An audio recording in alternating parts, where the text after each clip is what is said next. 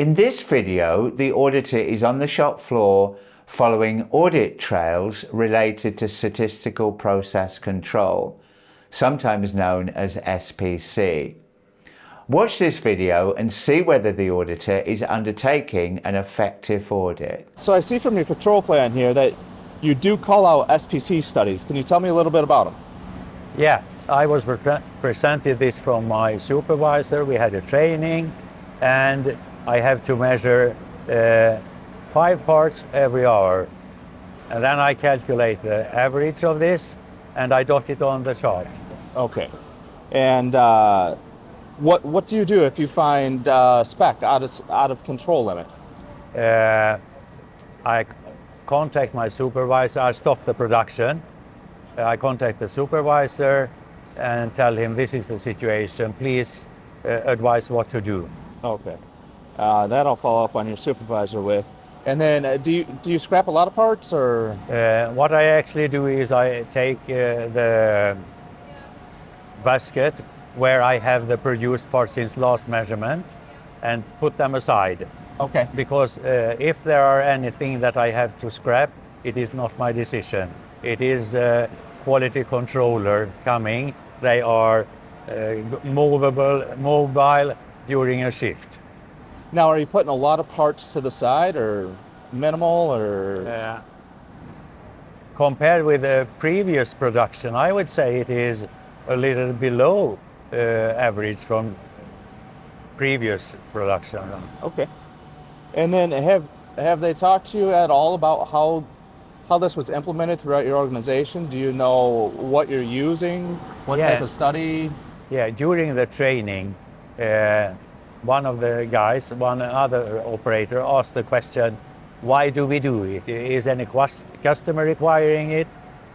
No, he said, the trainer, but we decided we need to monitor our production. So they highlighted, I think they had a team meeting with the quality and the sales, that there is an organization, a huge organization named IAOB, who has produced a lot of these core tools. And they said, we have to adopt those. Okay.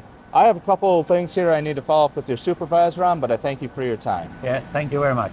So, the key learning points. Whether an organization uses statistical process control will either depend on customer-specific requirements or through the risk analysis that has been done in the PFMEA by the organization.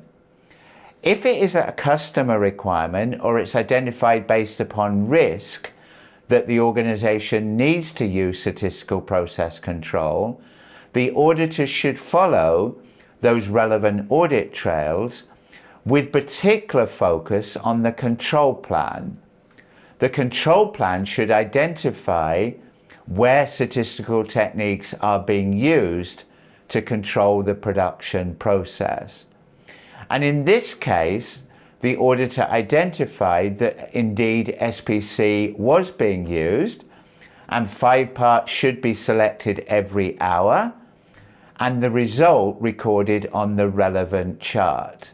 An auditor should challenge the organization on how they're controlling the process using statistical process control.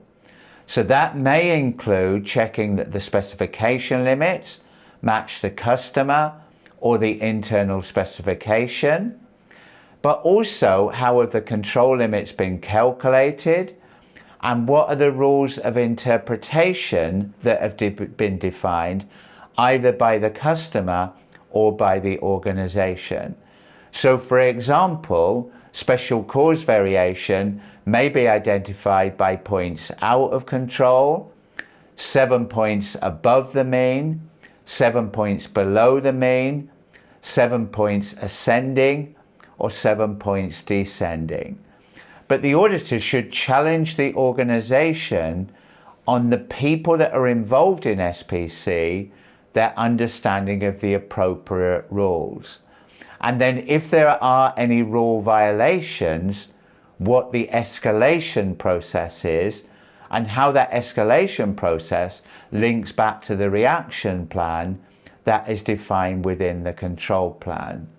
And also what disposition decision is made for any suspect product that has been identified related to the use of the statistical process control. So let's summarize. In IATF 16949, it doesn't mandate the use of statistical process control. That could depend on customer specific requirements or indeed by the risk analysis that has been undertaken by the organization in their process failure mode and effect analysis.